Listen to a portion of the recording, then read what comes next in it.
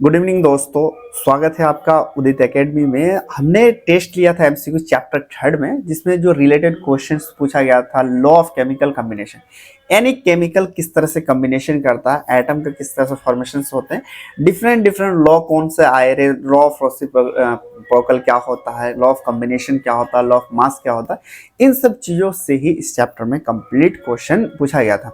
सबसे पहले स्टार्ट करने से पहले उन बच्चों के लिए बहुत बहुत कॉन्ग्रेचुलेशन जिन्होंने इनको टेस्ट को दिया और अच्छे मार्क अचीव किए। अब देखते हैं कि किस तरह क्वेश्चन पूछा गया था और उनका आंसर क्या लगाना था। देखिए, हम लोग हिंदी इंग्लिश दोनों को डिस्कस करेंगे। पूछा गया था what is the law of conservation of mass, मतलब लॉ ऑफ कंजर्वेशन मास होता क्या पूछता है। इसके अंतर्गत ये था कि ना ही मास को हम क्रिएट कर सकते हैं, ना ही हम इसे डिस्ट्रॉय कर सकते हैं। इसका आंसर क्या था कि mass is a created and destroyed in chemical reaction. क्या आप केमिकल रिएक्शन में मास को क्रिएट कर सकते हैं और डिस्ट्रॉय कर सकते हैं? तो लॉ ऑफ कंजर्वेशन में ये क्या था, ना ही हम इसको क्रिएट कर सकते हैं, ना ही इसको बना सकते हैं केमिकल रिएक्शन में। तो राइट आंसर में दूसरे ऑप्शन में ये कह रहा है मास को ना ही हम क्रिएट कर सकते हैं, ना ही हम इसे बना सकते हैं। तो राइट आंसर क्या होगा आपका बी। चलिए इसको हिंदी वर्जन में देखते हैं। कह रहा द्रव्यमान संरक्षण का नियम कहलाता है। द्रव्यमान संरक्षण का नियम यही कहलाता है कि रासायनिक प्रतिक्रिया में ना द्रव्यमान को उत्पन्न कर सकते हैं, ना ही हम नष्ट कर सकते हैं। तो राइट आंसर क्या होगा आपका बी होगा। चलिए नेक्स्ट देखते हैं। नेक्स्ट क्वेश्चन पूछा गया था द्रव्यमान संरक्षण का नियम किसने प्रस्तुत किया। द्रव्यमान संरक्षण का नियम मतलब मास किसने प्रस्तुत किया? जॉन डाल्टन ने किया, या तो फिर एंटोनी ने किया, या फिर जेसेफ ने किया, या फिर हमारे पास जेमियस ने किया, रिचार्ड ने किया। अगर हम लोग बात करें तो इन्होंने एंटोनी ने किया था। ठीक है, चलिए हिंदी वर्जन अब इंग्लिश में देख रहे हैं। पूछ रहा है कि law of conservation of mass किसने प्रपोज किया था। अगर हम लोग बात करें तो ये हमारे एंटोनी ने भाई साहब ने करा था। चलिए अब देखते हैं नेक्स्ट क्वेश्चन। नेक्स्ट क्वेश्चन पूछा गया है कि what is the chemical equation for reaction between oxygen hydrogen and oxygen to form water.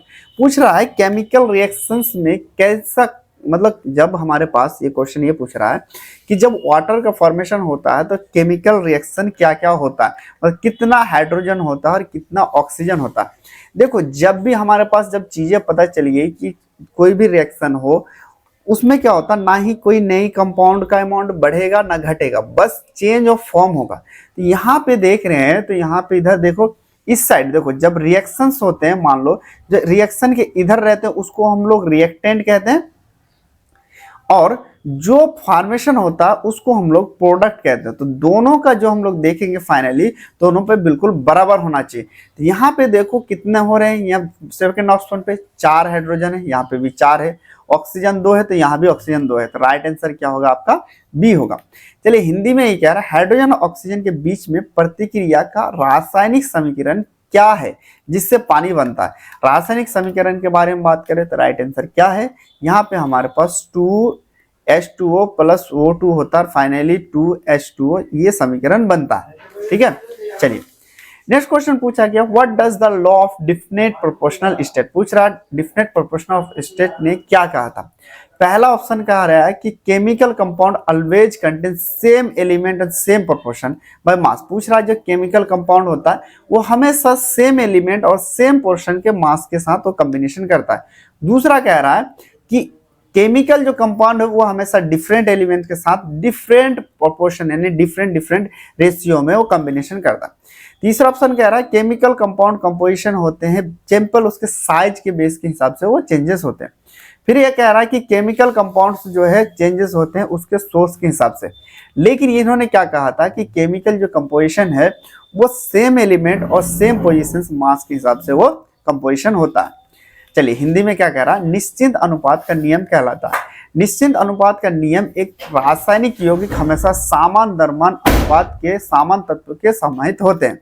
क्या करता है, इसके हिसाब से स्टेटमेंट क्या कहा था कि जो एक रासायनिक यौगिक हमेशा समान द्रव्यमान समान अनुपात के समान तत्व के समाहित होते हैं। देखो ये थ्योरी में आपको पहले से ही पढ़ाएगा, जो बच्चे थ्योरी पढ़े हैं उनके लिए बहुत ईजी है, लेकिन आप लोग नहीं पढ़े कोई बात नहीं, जो यूट्यूब पे ही देख रहे हैं डजंट मैटर। चलिए नेक्स्ट क्वेश्चन पूछा गया यहाँ तक what is an example of law of definite proportion. पूछ रहा है एग्जांपल है लॉ ऑफ डिफरेंट प्रोपोर्शन का क्या है। कार्बन डाइऑक्साइड है, वाटर है, मीथेन है, या तो फिर अमोनिया। देखो जब मैंने आपको लॉ ऑफ डिफरेंशियल प्रोपोर्शन बनाया था तो मैंने आपको बताया था कि H2O का जो है कॉम्बिनेशन हमेशा सेम रहे, चाहे इसको छोटे से नाले के पानी से उठा लो या फिर समंदर के पानी से उठा लो, वो हमेशा 2:1 के ही फॉर्मेशन में हमेशा आपको एक प्रोपोर्शन में ही मिलेगा। अब एक क्या कहते हैं, निश्चित अनुपात का नियम का एक उदाहरण है। क्या नियम है? अगर हम लोग बात करें तो पानी एक निश्चित अनुपात का उदाहरण है। चलिए नेक्स्ट क्वेश्चन पूछा गया था, who propose law of multiple proportion. Multiple proportion ने किसने दिया था? जॉन डाल्टन ने दिया था, एंटोनी ने दिया था, गैसेक लॉ ने दिया। अगर हम लोग बात करें, जॉन ने कहा था मल्टीपल लॉ ऑफ प्रोपोर्शन दिया था। देखो बहुअनुपाती का नियम किसने प्रस्तुत किया था? बहुअनुपात के नियम के बारे में बात करें तो ये हमारा जॉन डाल्टन ने किया था। चलिए नेक्स्ट देखते हैं। नेक्स्ट क्वेश्चन ये पूछा गया था टेस्ट में आपका, what does the law of multiple proportion state. Multiple proportional जो स्टेटमेंट है वो क्या कहा था उसके हिसाब से।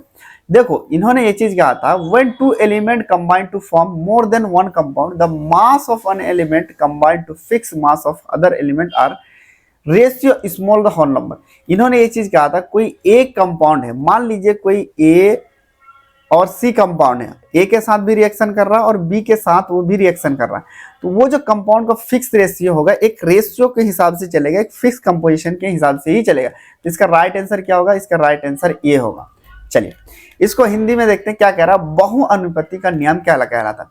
बहुअनुपाती का नियम जो बच्चे थ्योरी नहीं पढ़े उसको अभी से ही जान लो, क्योंकि ये क्वेश्चन पूछ लेता है कभी कभी।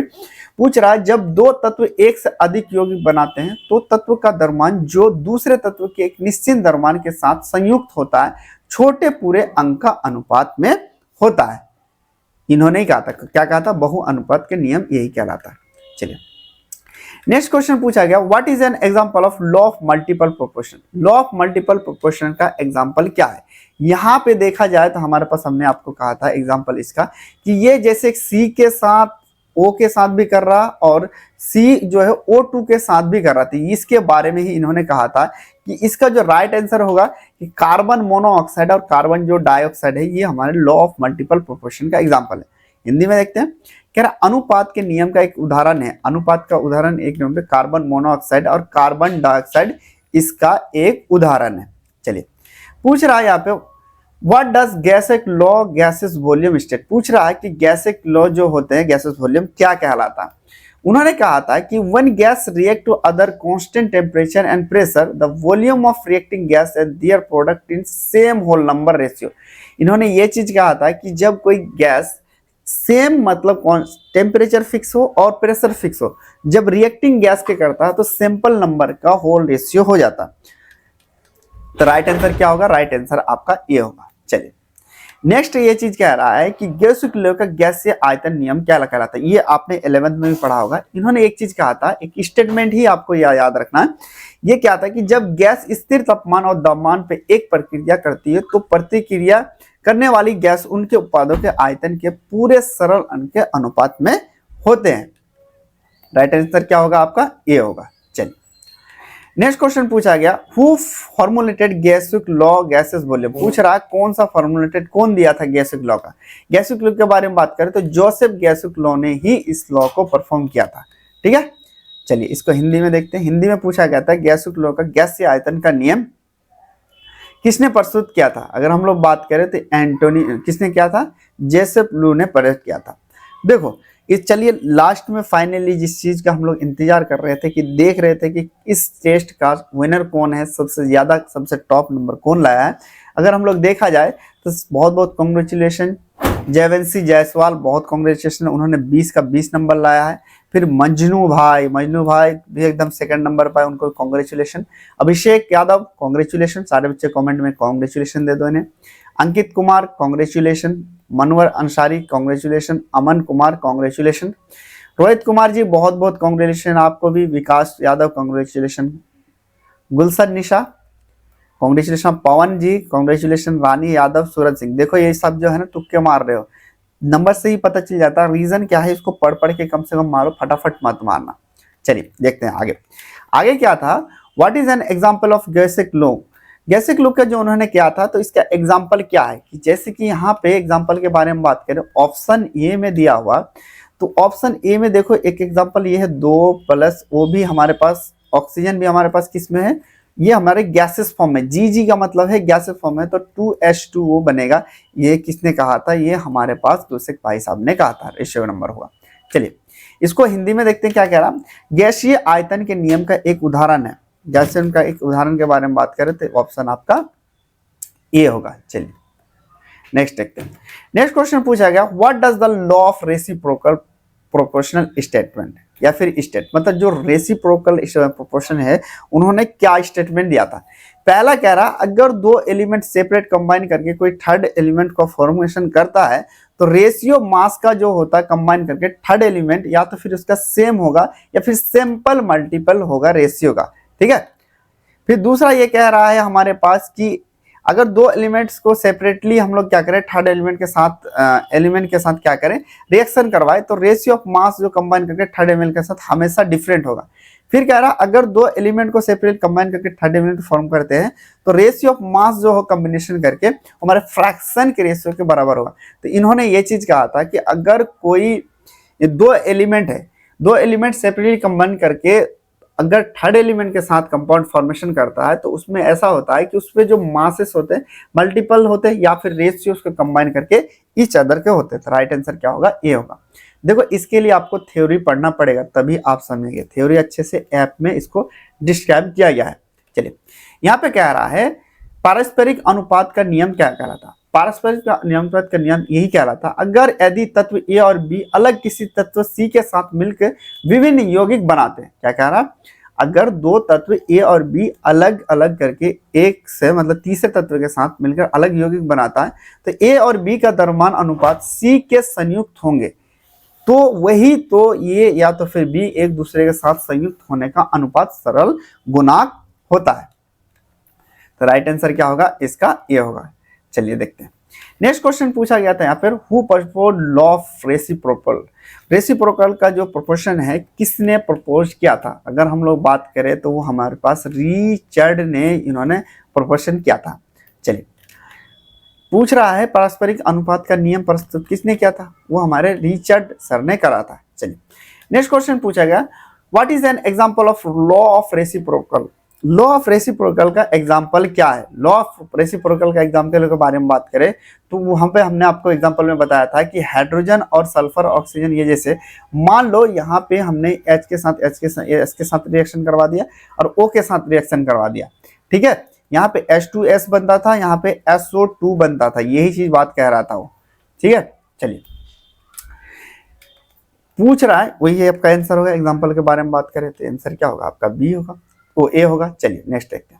नेक्स्ट क्वेश्चन कह रहा है, what is the significant law of conservation of mass. Law of mass of conservation का क्या महत्वपूर्ण है या क्या सिग्निफिकेंट है। ये हेल्प बैलेंस, देखो पहला ये हेल्प का ये फायदा बनता है कि हमने ये कहा था लॉ ऑफ कंजर्वेशन में ना ही एनर्जी को बना सकते ना ही क्रिएट कर सकते, तो जितना हमारे पास रिएक्टेंट होगा उतना ही हमारे पास प्रोडक्ट होगा। तो यही चीज हमारे क्या केमिकल इक्वेशन बैलेंस करने में बहुत हेल्प करता है। तो देखो ऑप्शन में क्या कह रहा, ये हेल्प करता है केमिकल इक्वेशन बैलेंस करने में और एक्यूरेट अमाउंट ऑफ रिएक्टेंट और प्रोडक्ट को कैलकुलेट करने में इससे हमें हेल्प मिलता है। तो राइट आंसर क्या होगा, ए होगा। चलिए इसमें पूछा गया, हिंदी में देखते हैं कि द्रव्यमान संरचना के नियम क्या महत्व है। द्रव्यमान संरचना का महत्व के बारे में बात करें, ये रासायनिक समीकरण को संतुलित करने और रासायनिक अभिक्रिया में सम्मिलित अभिक्रिया और उत्पादों की मात्रा को सटीक रूप से गणना करने में मदद करती है। तो राइट क्या है, ए। चलिए नेक्स्ट देखते हैं। नेक्स्ट आता है हमारे पास क्वेश्चन पूछा, what is the significance of law of definite proportion. Significant यानी कह सकते हो क्या महत्वपूर्ण है लॉ ऑफ डिफिनेट प्रोपोर्शन का। ये क्या करता है, कंपोजिशन कंपाउंड का और आउटपुट केमिकल रिएक्शन का हेल्प करता है। ये क्या करता है, कंपोजिशन करने में और कौन सा कंपोजिशन है और केमिकल कंपोजिशन का आउटकम में हेल्प करता है। तो राइट आंसर क्या होगा, ए होगा। चलिए हिंदी में देखते क्या कह रहा है, निश्चित अनुपात के नियम का महत्वपूर्ण क्या है कि यह यौगिक की संरचना को समझने और रासायनिक प्रक्रिया के परिणाम को भविष्यवाणी करने में मदद करती है। कौन सा, ये हमारे पास निश्चित अनुपात का नियम का कहलाता है। चलिए नेक्स्ट क्वेश्चन ये पूछा गया था, what is the significance law of multiple proportion. मतलब मल्टीपल प्रोपोर्शन का जो लॉ है उसका क्या महत्वपूर्ण है। पहला ऑप्शन है कि ये अंडरस्टैंड करता है कंपोजिशन केमिकल और प्रिडिक्ट आउटकम रिएक्शन करने के लिए। दूसरा कह रहा है ये फिजिकल प्रॉपर्टी एलिमेंट का पता करने में।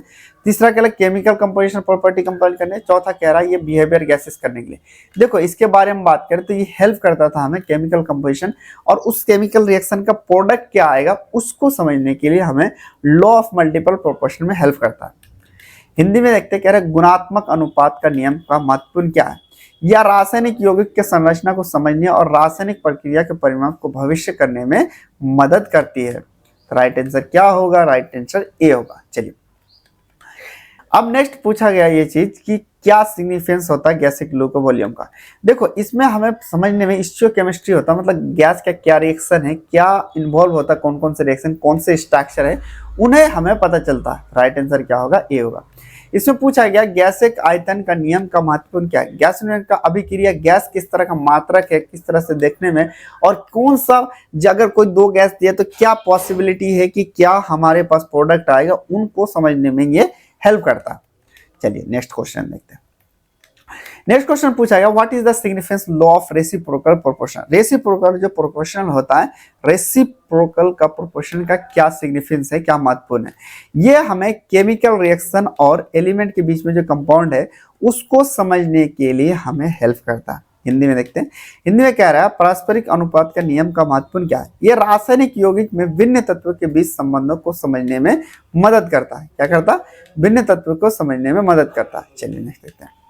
नेक्स्ट लास्ट एंड क्वेश्चन पूछा गया what is the law of definite proportion. Formula क्या होता है, किसने दिया था, ये फॉर्मुलेट करा था। अभी देखो डिफिनिट प्रोपोर्शन के बारे में बात करें तो ये हमारे जॉन डाल्टन ने दिया था।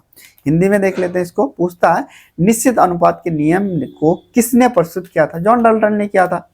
ये सारे के सारी चीज आपको क्वेश्चन पूछा गया था। उन बच्चों के लिए अगेन कॉन्ग्रेचुलेशन, बहुत बहुत अपने मेहनत किया। नेक्स्ट बहुत ही जल्दी फिर टेस्ट होने वाला है 1-2 दिन में। मैं आप लोगों को यूट्यूब पे बता दूंगा शॉर्ट पे कब लोग दे सकते हैं, और जितने बच्चे नहीं ज्वाइन किए हो वो ऐप पे जाके इसी चीज का देखो। अभी तो हम लोग सिर्फ इसका आंसर डिटेल कर रहे हैं, लेकिन वहां पे डिटेल में डिटेल किया गया है कि कौन सा लोग क्या कहता है। चलिए दोस्तों फिर मिलते हैं, तब तक के लिए बाय बाय, टेक केयर।